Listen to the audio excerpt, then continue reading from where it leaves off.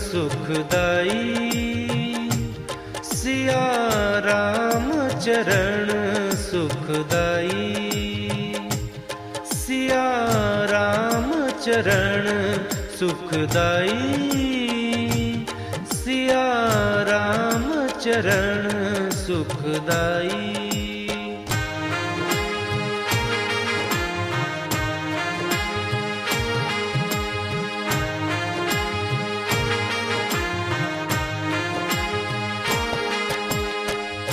पावन माटी के दर्शन जहाँ, पावन माटी, पावन माटी के दर्शन जहाँ, राम चरण चल जाए,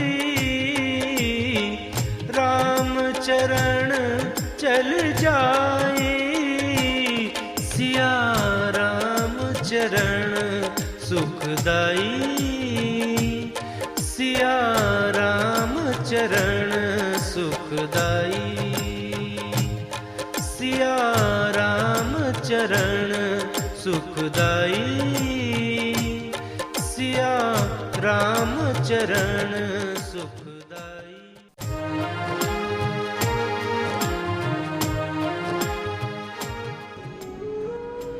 भाई और बहनों, जय श्री सीताराम। बंधुओं, मेरी यात्रा में बड़ी विचित्र सी वेशभूषा होती थी। कच्छा बनियान और अंगोछे में रहता था। और एक समस्या ये थी, सरकारी सेवा में था, छुट्टियां भी चाहिए होती थी और खर्च भी चाहिए होता था। तब तक मुझे कोई सहायता सरकार की या किसी से नहीं मिली थी। आप जानते हैं, सर्विस में तो वेतन में केवल परिवार पाला जाता है। यात्राएं और शोध कार्य करना बड़ा कठिन है। मैं दोनों का संतुलन बनाकर काम कर रहा था, तो घर में आर्थिक तनाव हो जाता था, परिवार भी परेशान हो जाता था। यद्यपि परिवार ने कभी मेरी यात्राओं पर आपत्ति नहीं की, लेकिन ये मैं अनुभव करता हूँ कि मैं जब यात्राओं पर खर्च कर देता था तो मेरे घर खर्च का ही कुछ भाग होता था। इसलिए मैं बड़ा सोच समझकर बहुत कम खर्चे में करता था। यहाँ तक कि मैं ढाबे में रोटी भी नहीं खाता था, मैं प्राय चने खाकर अपना काम कर लेता था। एक बार मेरे साथ विचित्र स्थिति हुई।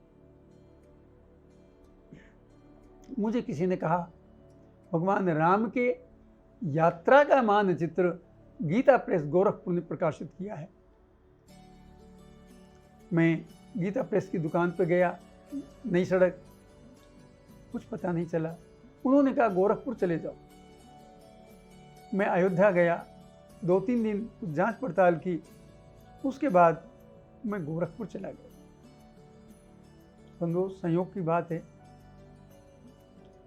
उस यात्रा में मेरे पैसे समाप्त होने को आए कि थोड़े से पैसे बचे कि जिससे मैं रेल की टिकट लेके घर तक आ सकूं।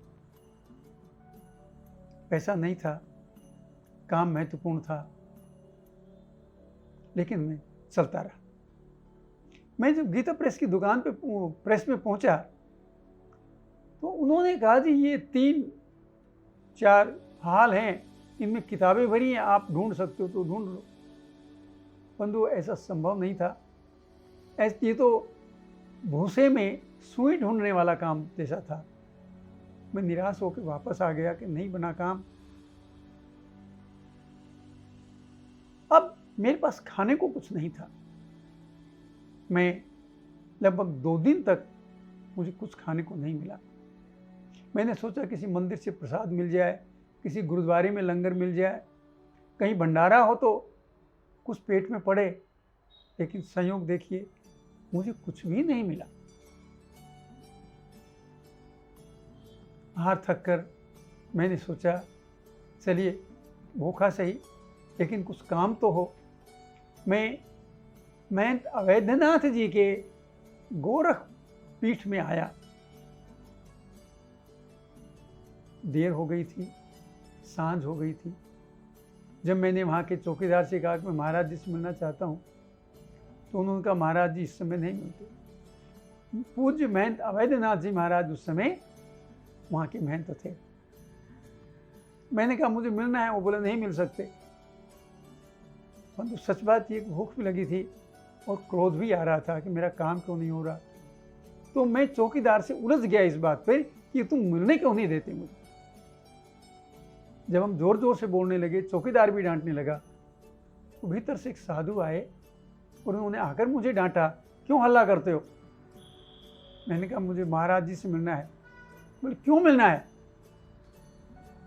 ये मिलने का टाइम नहीं है, कल आना। मैंने कहा मैं दिल्ली से आया हूँ, भगवान राम की यात्राओं पर शोध कर रहा हूँ और मुझे उनसे मार्गदर्शन चाहिए। वो संत बहुत समझदार थे, वो संभवतः महाराज जी के सचिव थे। आए वापस और मुझे कहा कि चलिए महाराज जी से मिलवाते हैं। जब मैं महाराज जी के पास गया, बंधुओं, उनका शांत निर्मल चेहरा देखकर मैं भी शांत हो गया। उन्होंने पूछा बेटा कहाँ से आए हो। मैंने कहा महाराज जी दिल्ली से आया। इसलिए आए हो। महाराज जी मैं भगवान राम की यात्रा स्थलों की खोज कर। महाराज जी गंभीर हो गए और उन्होंने मेरी दशा दिशा सब समझ ली। देखकर ही, सिद्ध संत थे, आज भी मुझे उनको याद करके उनका चेहरा याद आता है, मेरा मन भाव विभोर हो जाता है उनका याद करके। उन्होंने कहा, अपने साहब को बुलाया, सेवक को, और बोले पहले इनको कुछ खिलाओ पिलाओ। बंधुओं, उन्होंने एक गिलास दूध गाय का और एक मोटा सा गोंद का लड्डू दिया और खाकर मैं तृप्त हो गया, सब कुछ भूल गया। तो महाराज जी ने कहा अभी चर्चा का समय नहीं है, आप जाकर सो जाओ, कल प्रातः भेंट होगी। उन्होंने मेरी बड़ी सुंदर व्यवस्था की। प्रातः में तैयार हुआ तो मुझे बुलाया गया। महाराज जी ने कहा बेटा तुम बहुत अच्छा काम कर रहे हो, धन्य हो, तुम्हारे माता पिता धन्य हैं, तुम्हारे गुरु धन्य हैं जो तो इस काम पे लगे हो। उन्होंने कहा बचपन में मैं भी ये काम करना चाहता था, लेकिन मेरे भाग्य में नहीं था, मैं नहीं कर सका। तुम करो, मैं तुम्हारे साथ हूं।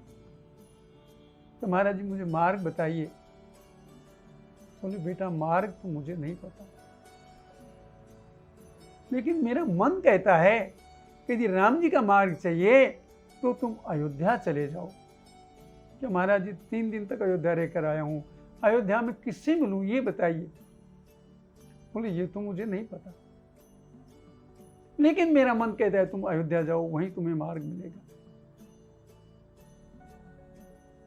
और बोले इस काम के लिए जो सहयोग चाहिए, जो संबंध चाहिए, पैसा चाहिए, मैं सब तुम्हें दूंगा, लेकिन संकल्प करो इस काम को पूरा अवश्य करोगे।